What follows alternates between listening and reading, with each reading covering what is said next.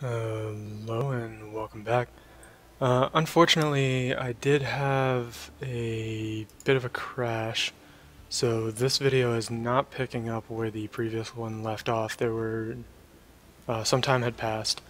In that time, I went down and surveyed down here, found a new planet, and began terraforming it. You can see it'll be finished terraforming in a while. And then I also finished researching destroyers. So, a bit about how ship design works. Every ship has sections, and each section can serve, or is intended to serve, a specific purpose. In the case of the interceptor section, you get a lot of guns intended to fight other small ships. The destroyer, however, has two sections. I only have one stern, the gunship stern, but I have two bows, the gunship bow and the artillery bow. The gunship bow seems like it's designed to fight smaller craft, whereas the artillery bow is designed to fight larger ones, but in my experience, if you need to fight smaller craft, destroyers aren't as effective as two cruisers are. And so what I'm going to be using with my destroyers is instead the large gun, and I'm going to be intending for them to deal with stations instead of smaller ships. The idea being that the large gun has 30% armor penetration, whereas the medium gun only has 15%. And I'm hoping that that little bit of an extra punch is going to make it easier for my fleet as a whole to destroy spaceports. I believe that's the only major happenings since. I've also set it up so that when I press the right hotkey, you can see it zooms in on the technologies, so that should be a little easier to see after encoding.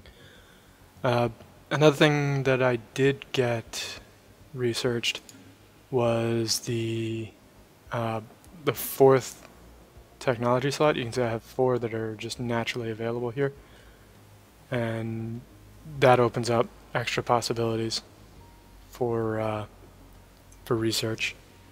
Makes it easier for me to find what I'm looking for.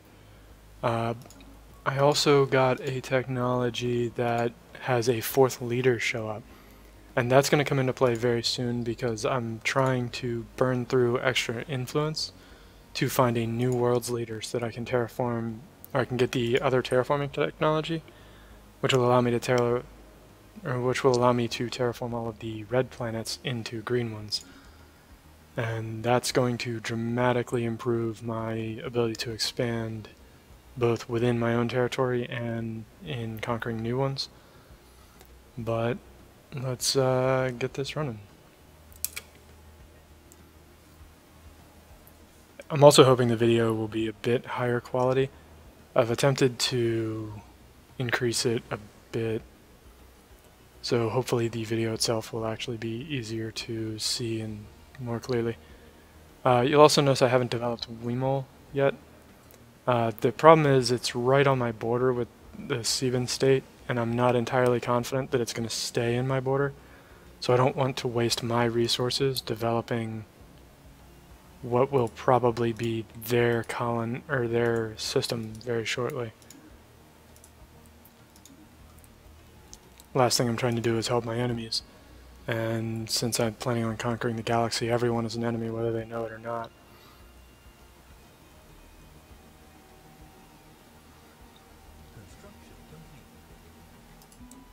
I have also gone 1 over my fleet cap, but because I have additional naval capacity incoming here, and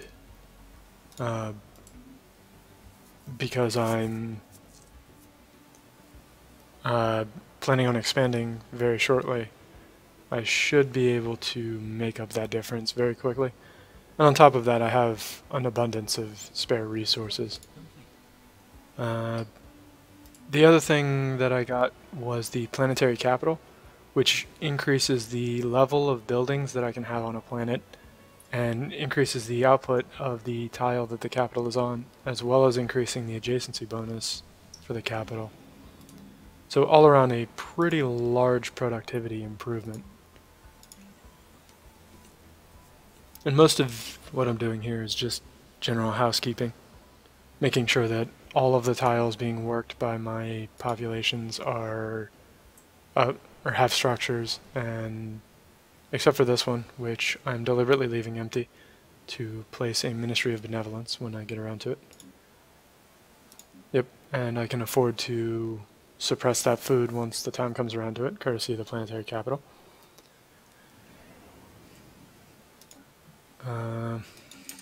Zoom in here. I had a scientist die, and now I need to replace him. It was my bioscientist? Yeah, it was the bioscientist, so I'll grab the... when you match up the military theories, like... so this guy's expertise is military theory.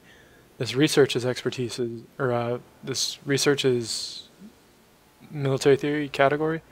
So as a result, I get an extra 10% to my research coefficient, which increases productivity, but it also increases the chances of getting that tier of technology.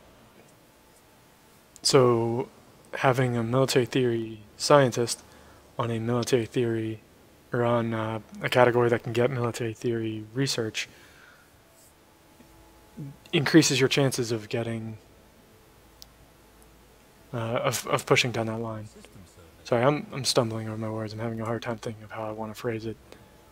But the short version is, if you're looking for something in particular, match the expertise with the category of science. Now, when it crashed, it was actually when I was embarking my armies. So I'm going to go ahead and pause the game, I'm going to save it real quick, and try to embark the armies again, and see what happens. Because if I can't embark my armies, that's going to be a problem. Yep, the game crashed again.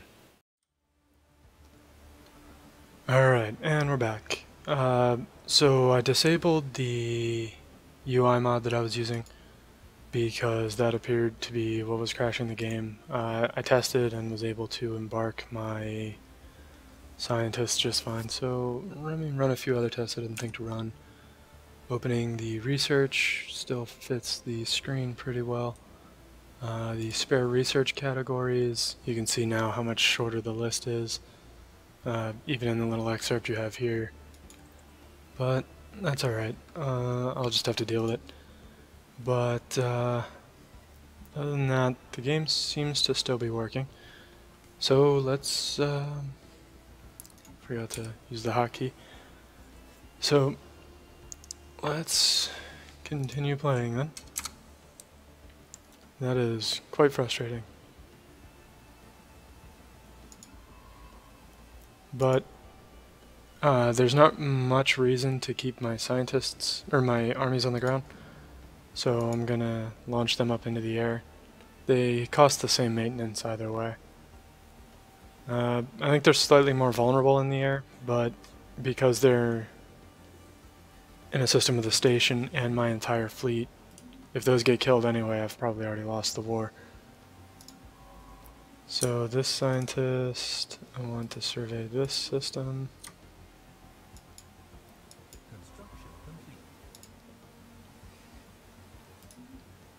React Prime finished its research, or its construction.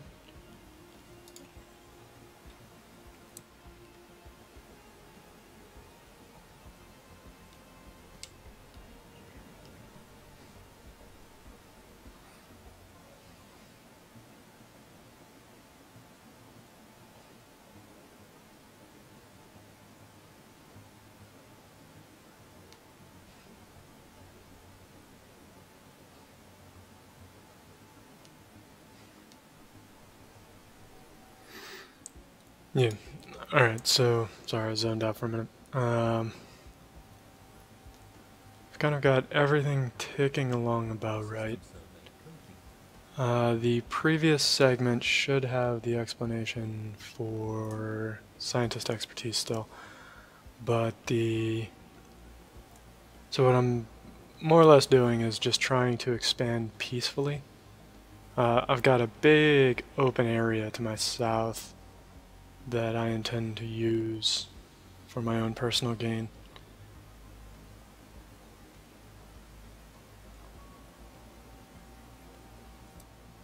Let's see, the astute. Send it out, salvaging there. Scientist gained a level. It was probably, yep, it was her.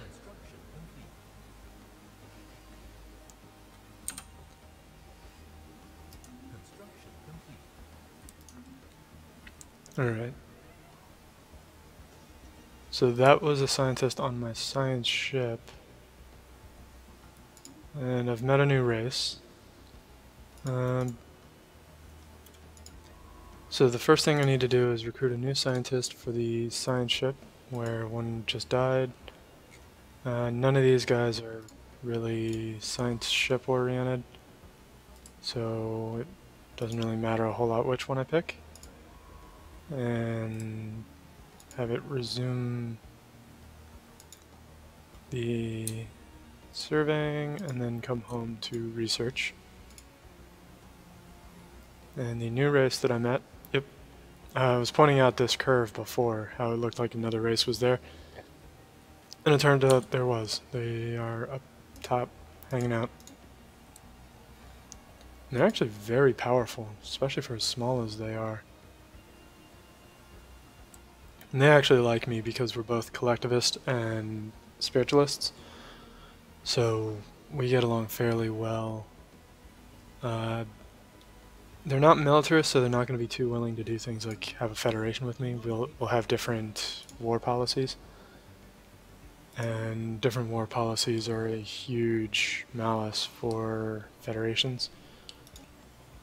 But they will unlikely be hostile, especially how I intend to expand. And when I get around to expanding, I'll explain. I call it the Liberate Chain, where you liberate an empire, vassalize them, and then integrate the vassal. And it allows you to pretty steadily expand. It kind of decreases the number of factions that you end up having to deal with, while also preventing the galaxy from becoming extraordinarily mad at you. Generally speaking, people don't get mad if you liberate, although they will get extremely mad if you purge and if you conquer. So research complete, that was the naval capacity doctrine. Here I actually want the hydroponics farm too, I think. No, I get the orbital hydroponics farm. The way the food ends up working out, a lot of the time the orbital hydroponics farm allows you to free up a land tile at least a little bit earlier, and allows you to build a more valuable structure on land, whereas the spaceports are very limited in what they can have. And here, he's old. Alright, so I'll just get the young guy, put him in physics research. This scientist was my physics scientist.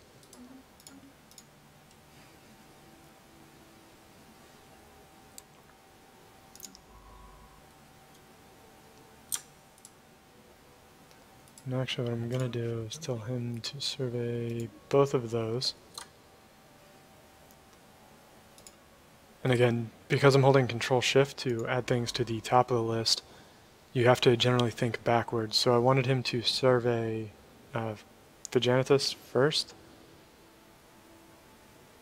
An alien ship adrift. Alright. That's in this system. It requires a construction ship. So once my construction ship is done, I'll have him go research the project. But what I was saying with the Control-Shift clicking, you kind of have to think backwards. So I wanted him to survey Vigentris first. So I actually told him to do the second one and then the star over here. Ooh, a war with the Commonwealth of Man. So Sintomeroi declared war on the Commonwealth of Man. And there's pirates. Or hostiles of some kind. What are they? Yeah, it's a pirate fleet. It's actually a pretty impressive fleet. But my fleet is better. But I don't know if I want to go pick a fight with them just yet.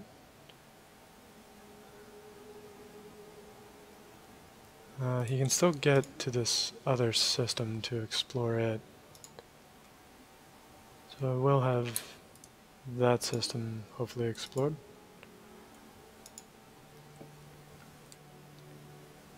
And you can see my naval capacity has gone up a bit. So I'm going to pad the rest out with corvettes.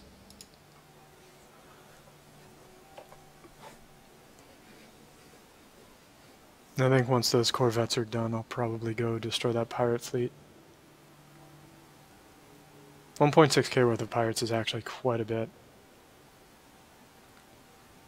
Construction complete. Construction complete.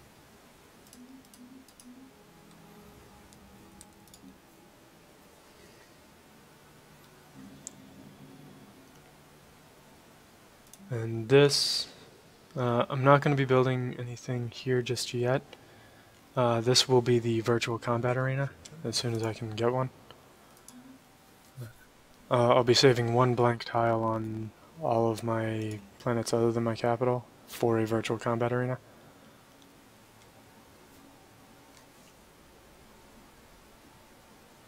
However, I won't be saving several blank tiles. This planet I'll build minerals. I may also look into a war with the Steven state before long. So we can't get too many details of how the actual strength looks. Now his fleet is pathetic, which means the Sintomeroi already destroyed the Commonwealth of Man's fleet. And you can see minus 57 war score. I can't see their objectives or any more detail than that without driving up and trying to eyeball engage everything. But it does kind of give me an idea how the war overall is progressing. And it looks like Sintomeroi is going to pretty thoroughly trash the Commonwealth of Man. Forgot again. So, there we go. Automatic exploration. I'm going to grab that first, even though it's one of the more expensive technologies. And I finished the orbital hydroponic farms, and here is the atmospheric manipulation. That was the other terraforming technology I was waiting on. And I'm just going to hold this open for a moment because Mining Network 3 is about to finish. Teldar crystals are very good for my strategy. I use a lot of kinetic weapons. So I am going to go ahead and research the Teldar crystals and move along. Special project failed. An untracked asteroid? Huh. Oh, right. It was on a timer. And I wasn't paying attention. So I failed that project. Go me. And now I have got a lot of upgrades to purchase.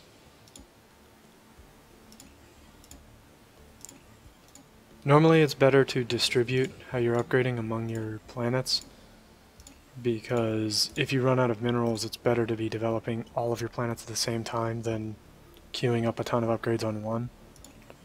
But I have a lot of banked minerals, and I'm not really worried about running out. How many populations on this planet? 9? Okay, so this is very close to being able to upgrade. And once I get the extra level of hydroponics farms, I'll be able to replace one of the farms with the orbital hydroponics. See, the orbital hydroponics produces 3. I have 2 excess. The 2 excess is going to be replaced, so I'm not going to count that, but I could get 3 from the orbital hydroponics farm, and I'm producing 4 on this tile. If I upgrade this tile to the hydroponic farm 2, I'll have 4 excess with the orbital hydroponics farm, and I can replace this one with a more useful structure.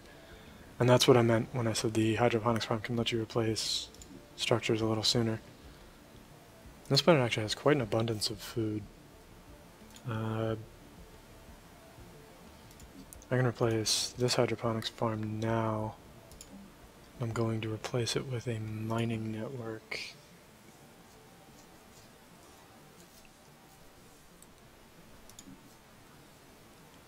And this planet doesn't have enough food, so I'm going to build its hydroponics farm now. Another thing to note is that the hydroponics farm, because it's a spaceport module, it builds from the spaceport, not from the ground. So you can build the orbital hydroponics farm while you're building other things. That's nice. My admiral just gained fleet logistician, which means my fleet requires less maintenance. I am feeling a war with Sebin coming sooner rather than later, though. So what I'm actually going to do, I think, is go way over my fleet cap.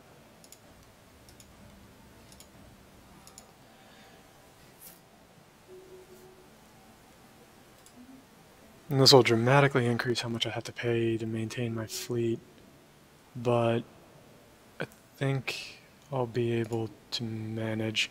So the terraforming finished, so now this planet is an ideal planet for my people to land on. And this planet should be done first. Another nice part about terraforming is that when you terraform, it clears all tile blockers. So I can now land on the new planet anywhere that I want. And so Hosint will build this destroyer. I should have launched him from React, I guess. I can still kind of adjust this.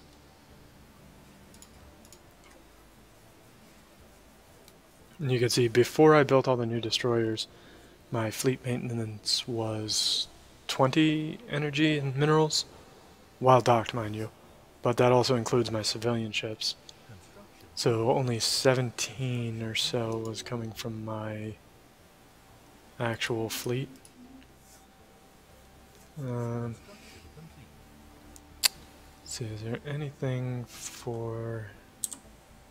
Nope. Nothing for my construction ship to do, so I'm just going to send him home.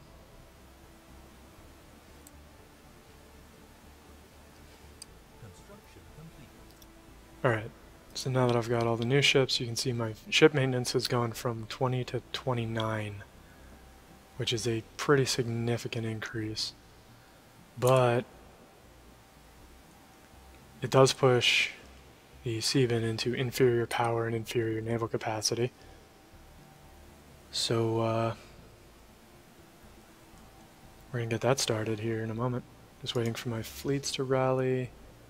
My admiral is still pretty young. And I'm going to move over there to wait. I'm taking my transports and my combat fleet out to a staging point near where the Sebin are. And is this a Sebin ship? Yes. And I can see he's also warp, which means that he will have the same freedom of movement that I do.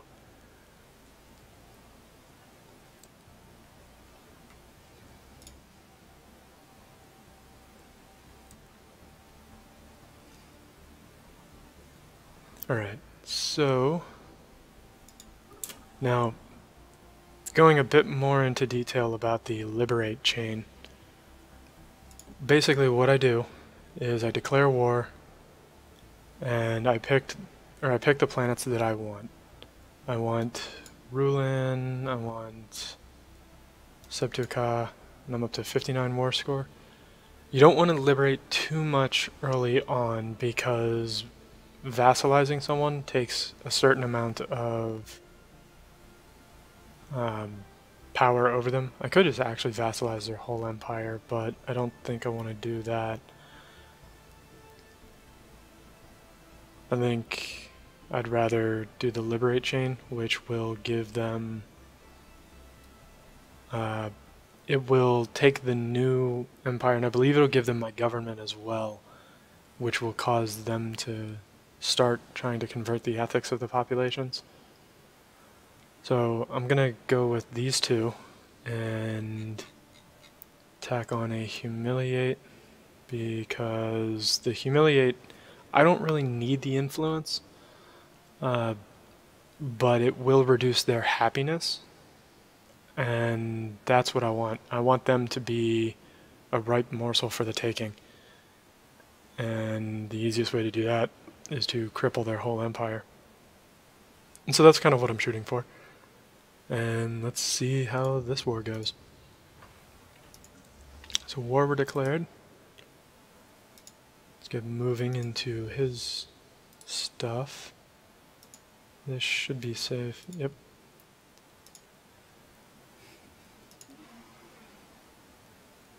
Yes, the Unity showed their true colors. You will regret this. My true color is orange.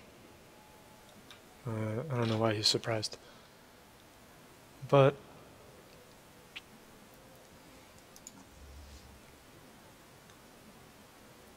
I'm still paused, that's why.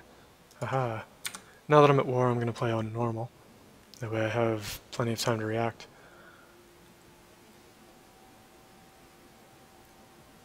Construction complete. And so transport fleets, the fleet strength is strange. It's kind of an approximation of the ground combat strength rather than the space combat strength. The fleet itself doesn't have any weapons, so it can't have any space combat strength.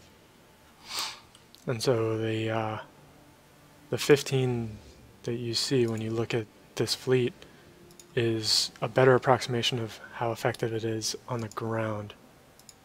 There we go. Saw his fleet moving into this system. I thought... Oh no, they're over there. Where are they going? Following second strike force. Okay, he's trying to get my reinforcements. And I landed on him. We're both in the middle of a warp cooldown, so we can't really fight each other just yet. But as soon as the cooldowns are up, the guns begin. You can see corvettes tend to die very quickly. So I'm actually going to start replacing them now. But my fleet is pretty thoroughly trashing his.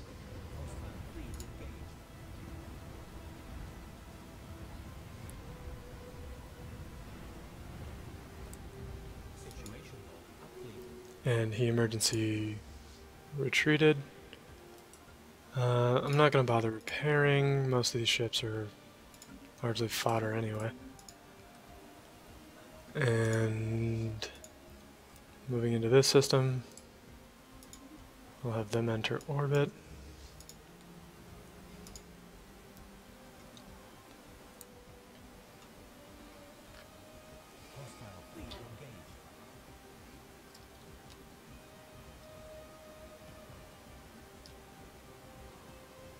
And those long-range cannons are from the destroyers, which I'm hoping will help make it a little easier to destroy the station, but I suspect the bulk of the damage is still going to end up getting done by the corvettes, if only because of the sheer number of them.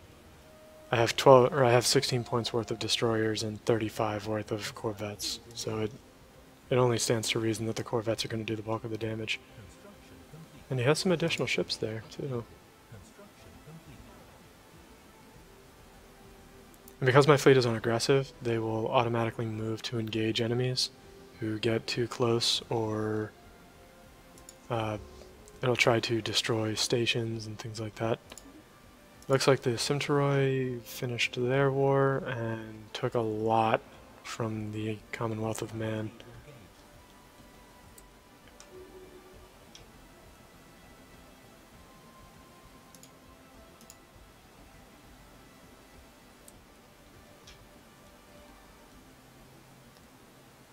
And so my army is actually reporting that it thinks it could win this fight, so I'll give him a shot. Even with full fortifications, he only has one defensive army and a few militia, or garrisons. And the garrisons are very weak.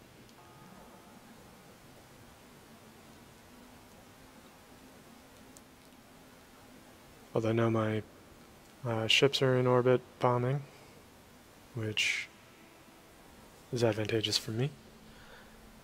Let me place those 3 destroyers that I lost. And my new colony is being established as well.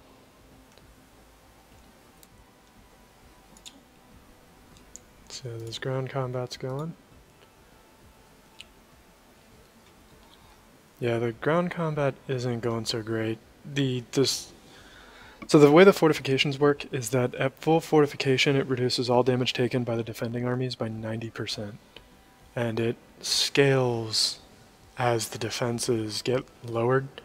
When the defenses reach 0, however, defensive armies take double damage.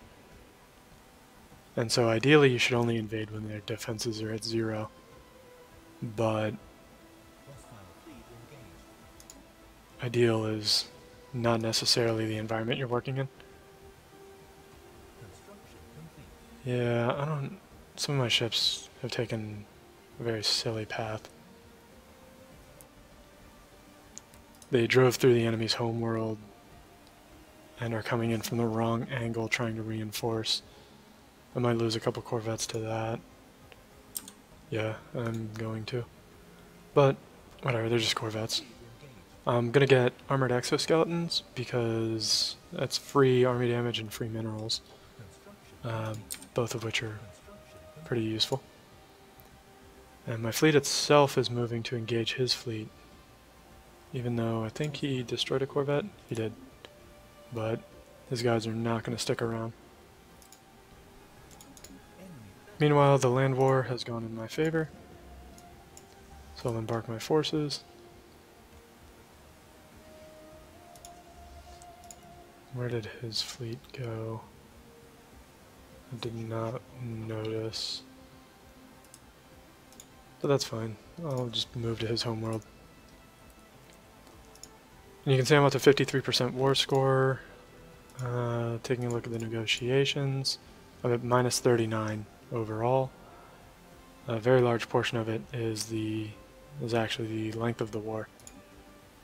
But if you get to 100 war score, then the acceptance becomes 1,000 or something like that.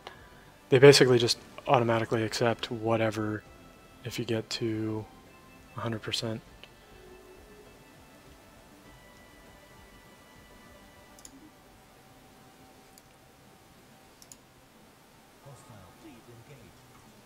He has got a lot in this system. I did not realize how much stuff he had. Situation log updated. Hostile fleet engaged.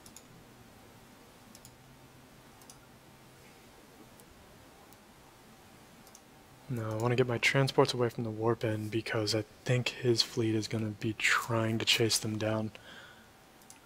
And that's what I was mentioning about the logistical problem of trying to snipe transports. The AI is actually pretty good at it.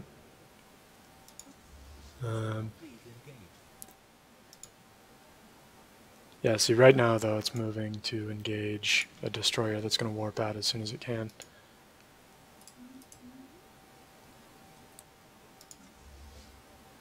But at the same time, running down an individual fleet like that is kind of a waste of time. And I'm going to have my transports just follow my actual fleet to make sure they're as safe as can be.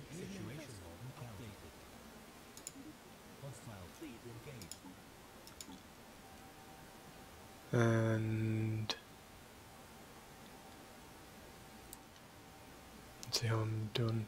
Oh, you did catch the Hostile one of my fleets down there, I think. situation updated.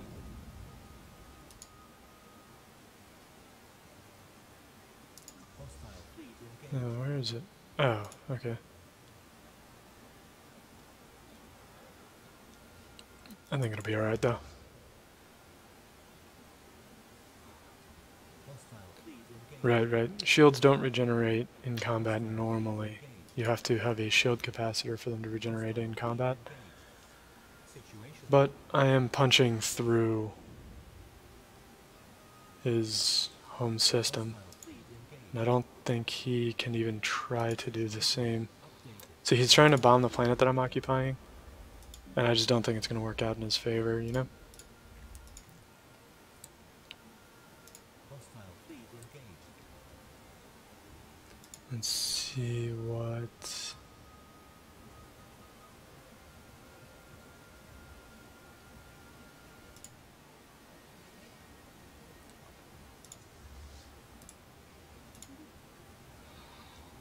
Now you can issue orders to your fleets while they're in combat, like I just did, but until combat ends, they won't actually respond to the orders that you give them.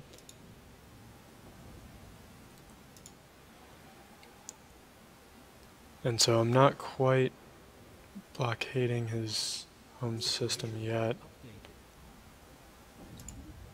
but we can look at this here.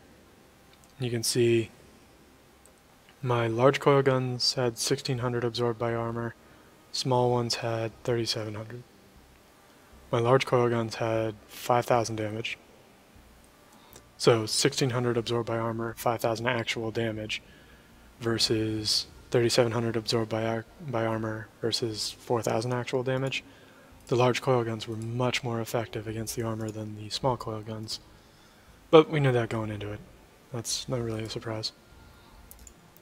And so another thing to keep in mind when you're invading, it takes 10 days for your armies to land. And so since I'm bombing 15 per day, once I get their fortifications below 150, I can tell my armies to land immediately, and they'll land as soon as the they'll basically land as soon as the fortifications reach 0. And therein was another one of the advantages to using hotkeys. I selected my new colony and started construction of a spaceport without breaking my focus off of his homeworld. I highly recommend, if you've never used hotkeys, to give them a shot. This video is going to run a little long, but this war, I think, is wrapping up, so I'd like to finish it real quick. Nah, they got distracted. They're going to go try and destroy that construction ship, I guess. But I think it's going to get out. I don't think they're going to even catch it. But the fortifications aren't repairing because my transports are still in orbit. So the planet is still considered blockaded by one of my fleets. And the transports, because they don't have any bombs, they can't continue the actual siege. And this destroyer is going to take out 2 research stations by himself. Good job, destroyer.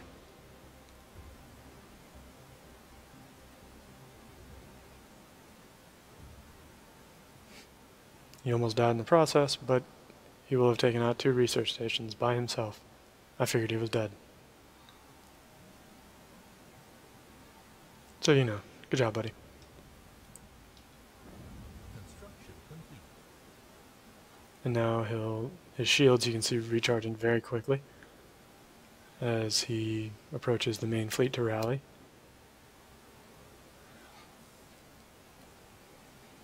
And when he gets there, he'll actually add to my bombing a little bit, but not enough to significantly alter things. Yeah, let's see, 15.6. So I can land at 156, or below 156. And that's really what I'm waiting on. The transport fleet says it would be successful, but I don't like its odds given what he has on his planet. So I'm going to wait for it to get to maximum effectiveness before landing them. You can also retreat your ground forces. Actually, what I'm going to do is build some additional ships. This fleet has 8 destroyers, so I need 2 new ones. And I'm going to build 4 more corvettes. Met another race. The other race that I met is where? Way out there. And you can see the curves in his borders, so there's at least one other empire out by him as well. But there should be empires just about everywhere at this point. The map by default spawns in clusters, and so you'll get some blank space between empires. Like south of me, I don't think there's an empire for a little while, but I think somewhere around this nebula there should be another empire. But sieging his homeworld. I need to go blow up his fleet again, I think. Really drive the point home. That this war is very much over, whether he wants it to be or not. What's this fleet doing? They're just hanging out, trying to bomb. See, he's trying to bomb my planet, but he doesn't have any ground troops, so he can't retake it. I'm actually killing his invasion armies right now, so he can't do anything about my occupation.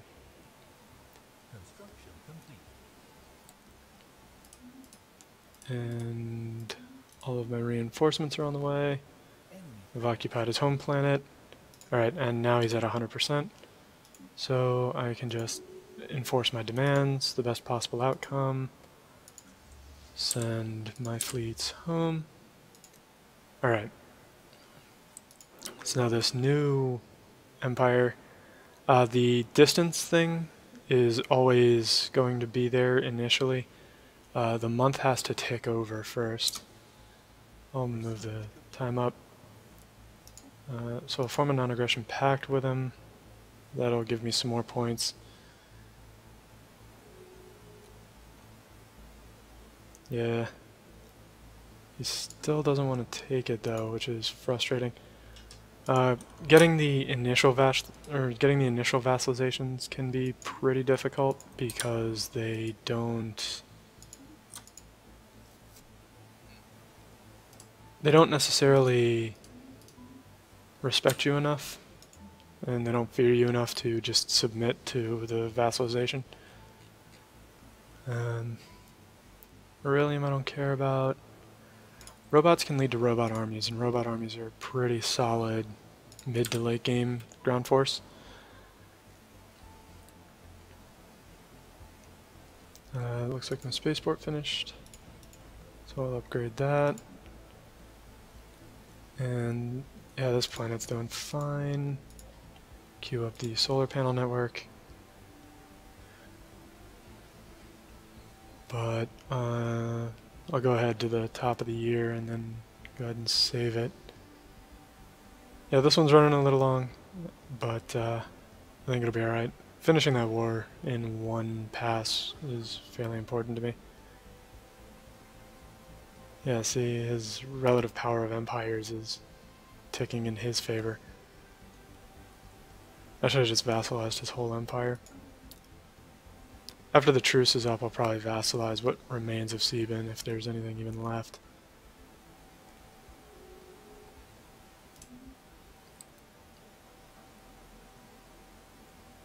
But with the year coming around to an end, I think I'm going to go ahead and insert a break shortly. So thank you for watching, and I hope you enjoyed.